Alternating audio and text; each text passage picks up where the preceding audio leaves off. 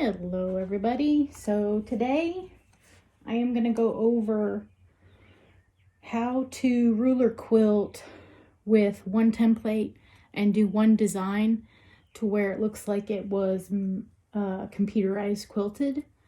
And so the first tool I'm using, these blocks are, I now don't remember how big these blocks are. And today it is chilled enough in the garage, I'm wearing my jacket. Let's see. So these finish at 4.5 inches. So I have two options. I have the slice, and it's the 2.25 inch Handy Quilter slice template, or I could have used my Versatool. The Versatool though is about this big, and so the curve on it's greater.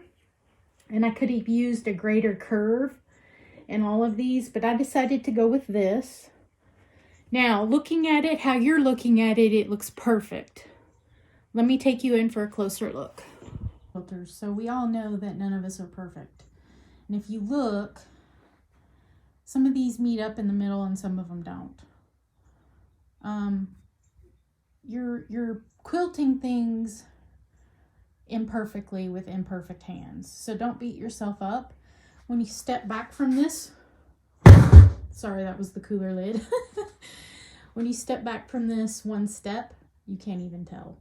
So don't beat yourself up over that. Okay. What is that noise? When I started this, I was unsure what I was going to do in the blank borders up here and on the sides. I decided to just continue on with the same motif. Those 3 rows took me about 2.5 hours. Ruler work is not called ruler work. Let me rephrase that. Ruler work is called ruler work because it's work. All right, so I have my Quilt Advanced. I have my chalk pencil with my dull chalk. What I do is I come and I mark parallel where this would end, and I come in about 1/4 inch, and you can't see that.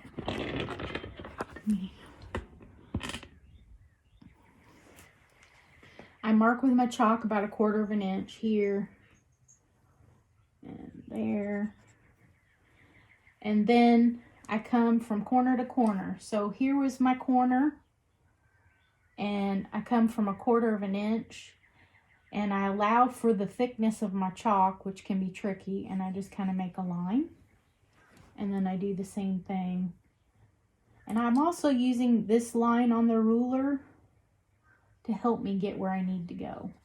So that's approximately where the center is, and I go down the whole quilt and I mark the centers of each one of these, because eyeballing it for me just ain't gonna get it.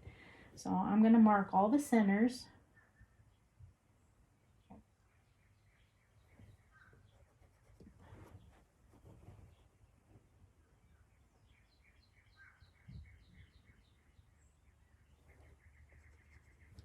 And it's probably easier to gauge it on the actual 9 patch by the naked eye than anywhere else.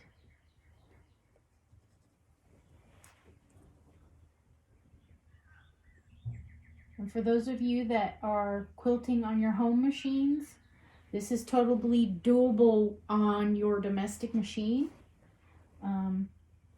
These are not just for long arms. As long as you have the right shank and hopping foot, you can achieve this as well. And it might actually be easier on a home machine. I find it the most challenging part of doing a quilt like this is the funny movements I have to contort my body to, and it really hurts my back. This machine probably could stand to be raised up by another 3 or 4 inches for me. And I'm waiting for, I can tell by some of my stitch lines, especially right here, that I have an encoder wheel that's fixing to fall off because when it's coming out of the stop mode and stitching outward, my stitches are not being equalized, which means that it means one of two things. It's impossible to level this in this garage because this slab floats and it moves all different ways all throughout the year. So I can level it and then next month it'll not be level anymore. And because it's not level, as I'm moving this back and forth and it's doing its hopping and it's moving and I'm moving it all over, doing all kinds of things, it's slowly making contact hard on one of my encoder wheels, and that wheel has already fallen off once while it was in warranty. Had the rep come out, she put it back on, she showed me how to put it back on.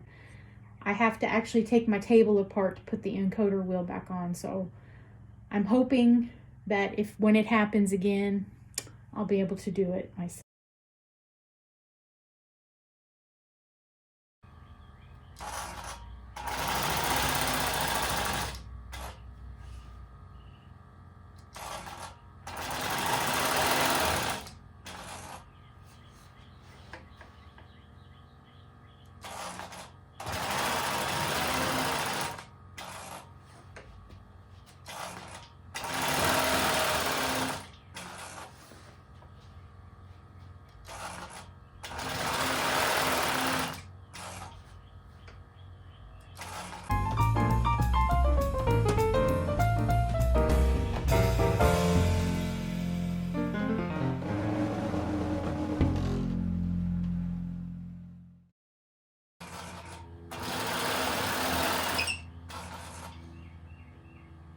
That squeak is not my machine, it's my roller.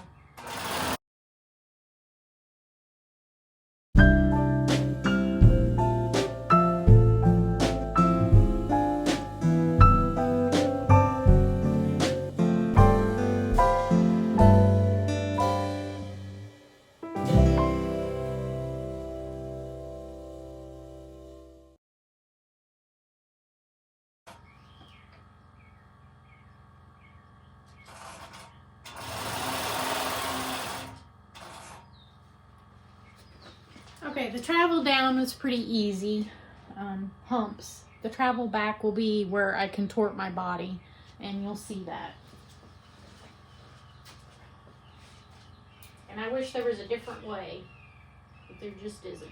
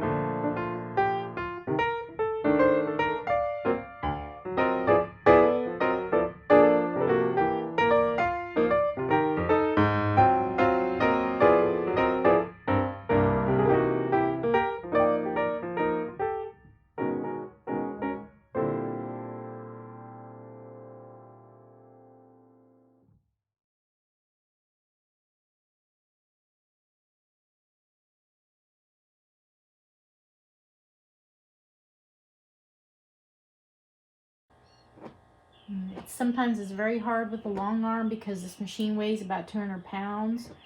Your upper body, pulling it one way, sometimes it goes the way it wants to go because it's heavy.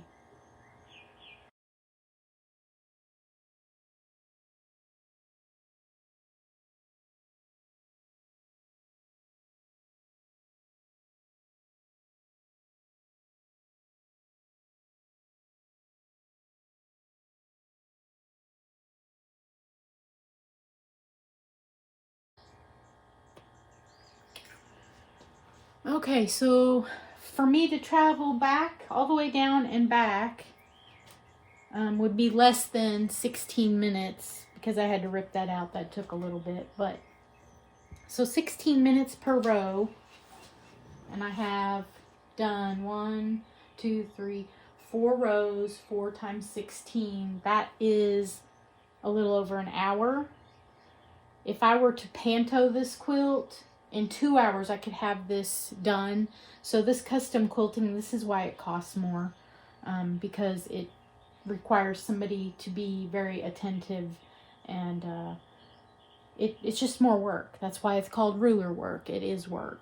But that's how I'm going to do this whole quilt, and hopefully I only have a couple hours to work on this today, so that means I should get about 5 or 6 more rows done if I don't have any problems. I see my encoder wheel is stitching very, very erratically, coming out of the centers of those orange peels, so I'm wondering if I'm not going to break down today.